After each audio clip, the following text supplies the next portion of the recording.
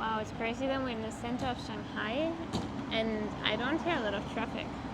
Everything's electric, Besides almost. the buses. After years of strict lockdowns and a closed-off world, China has finally reopened its doors. And with a brand new 15 days visa-free policy, it's now easier than ever for travelers from a growing list of countries to explore this incredible place. As soon as this policy launched in November 2023, we jumped at the chance to discover China's endless regions and unique contrasts, from the busy megacities of Beijing and Shanghai to the tranquil ancient villages hidden deep in the mountains of Yunnan. In this series, we are sharing our first impressions as we travel across this vast nation.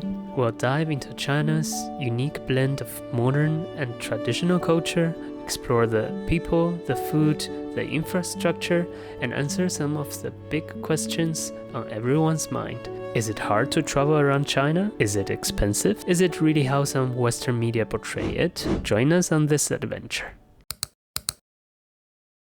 After visiting the capital city of China, we made our way to the financial hub of the country, Shanghai. We only had a short layover here, so we tried to make the most of the time we had. The name Shanghai means above the sea, reflecting its location on the East China Sea and the Yangtze estuary. Due to its cosmopolitan charm and European-style buildings, Paris is often called the Shanghai of the West. With a population of about 24 million, Shanghai is one of the largest cities in China and in the world. Despite its enormous size, during our stay we found the city surprisingly organized, clean and quiet. Today, it's the business capital of China and one of the world's largest financial and commercial hubs. Although it would have been easier, faster and cheaper for us to hail a DD ride from the airport to our hotel, we wanted to try the famous Shanghai magnetic levitation train. As its name suggests, the train uses magnetic fields to levitate and move forward. And once in full speed, which is around 300 kilometers per hour, it basically flies without touching the tracks physically. It is one of the few commercially operational maglev trains in the world, and it costs 50 yuan per person, taking about only 8 minutes to complete the 30-kilometer journey. The ride was smooth, but honestly, we didn't feel that much difference from a normal high-speed train.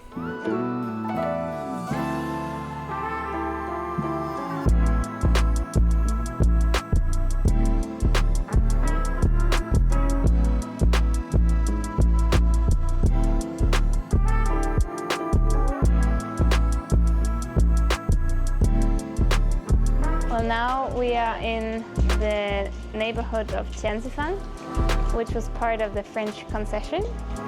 And now it's more like a touristic area, a touristic neighborhood with a lot of arts and crafts and souvenir shops. And there's lots of foreigners, but it's fun to see. So we just found this small coffee shop here, which is not that usual because here in China, coffee is a little bit expensive because it's more a country that drinks a lot of tea. So most of the coffee shops that we have seen are the big chains like Starbucks or others. So it's about €5 for a coffee. So if you find a coffee place that is not that expensive, take advantage of it.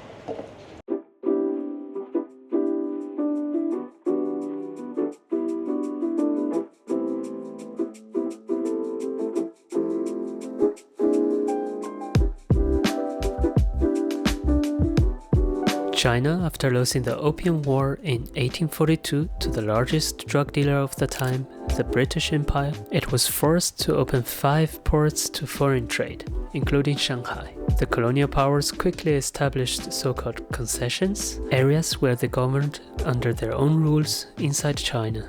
The British led the way, followed quickly by the French and the United States. The city quickly became a treaty port, drawing merchants from all around the world. The colonial powers introduced to the city electricity, public transportation, and modern architecture, transforming Shanghai into a cosmopolitan city, a global trade hub, and a financial powerhouse.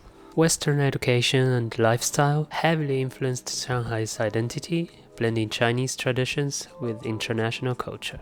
But at the same time, the colonial powers also ruled their concessions with extraterritorial rights exempt from local law, creating deep inequalities between the foreign settlers and the locals. So after walking a little bit, we came here to this neighborhood.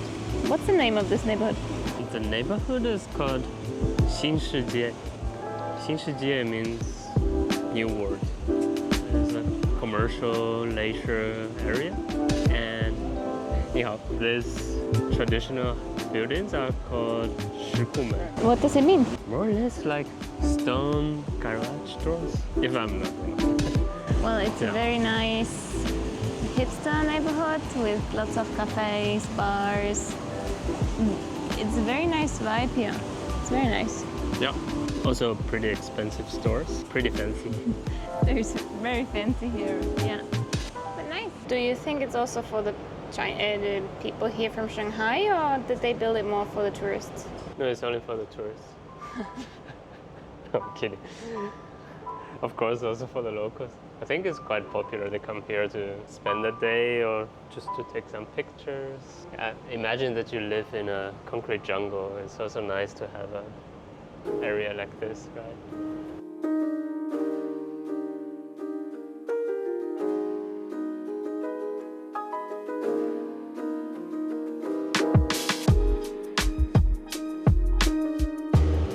We went to have lunch in a dumpling place.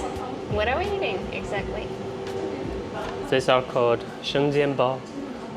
It's basically dumplings, 包子, made on a pan. It's a similar technique to 锅贴, which is also another kind of dumplings made in a pan, first with water and then with oil. So one part on one side is crunchy and another one is fluffy.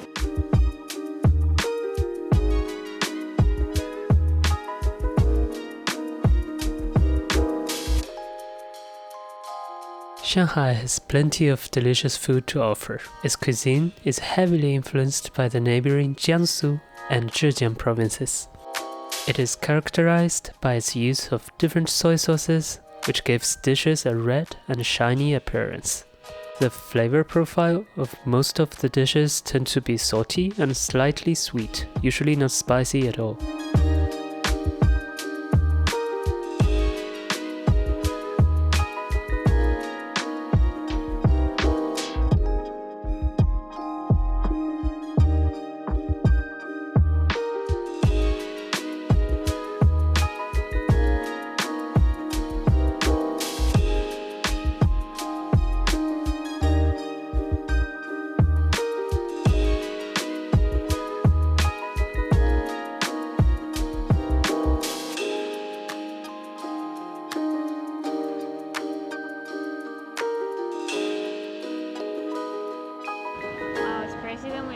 Of Shanghai, and I don't hear a lot of traffic. Everything's electric, Besides almost. the buses. No, there are electric buses also, I think. But this one is not electric. Whee! Tenemos 3 segundos.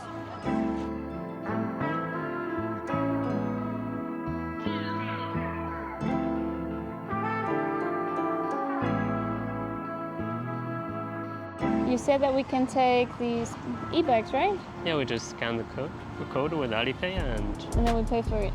yeah, the blue ones. Oh. Se va el sol. Se va el sol. I heard that 10 years ago or something there was so much smog, so much pollution that you couldn't even see the skyline, right? Yeah. This is my first time in Shanghai, but I went to Beijing a lot of times and it was bad. It was really bad. Like 10, 15 years ago, you couldn't see like further than 2 kilometers or something. Crazy. But everything changed really, really quickly. So if you want, you can change. Yeah. One of the most popular areas in the city is the Bund, the city's historic waterfront area. The name is actually a borrowed word from Hindustani, which means embankment. In Chinese, it's known as Waitan. and it translates to the outer bank of the river. This beautiful area, with plenty of fancy restaurants and cafes, was once the financial center of the city. Most of the classical buildings were constructed during the early 20th century by the colonial powers that occupied this area. Across the river, we can see the stark contrast of the city's modern skyline, crowned by the Oriental Pearl Tower, which is Shanghai's most iconic landmark, known for its futuristic design back in the 1990s. Not far from it is the Shanghai Tower, the tallest building in China and the third or the fourth tallest building in the world. It's pretty crazy to think that most of those skyscrapers were built in just the last 20 years.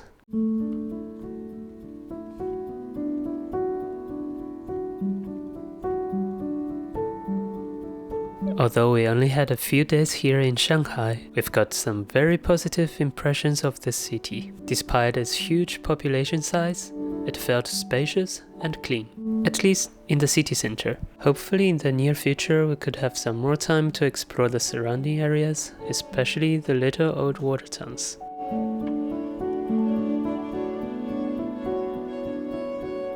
In the next episode, we'll bring you to a magical place of China, the main destination of our trip to China this time, a region blessed with fertile soil and pleasant climate, far away from the troubles and worries of the modern world. Can you guess where it is?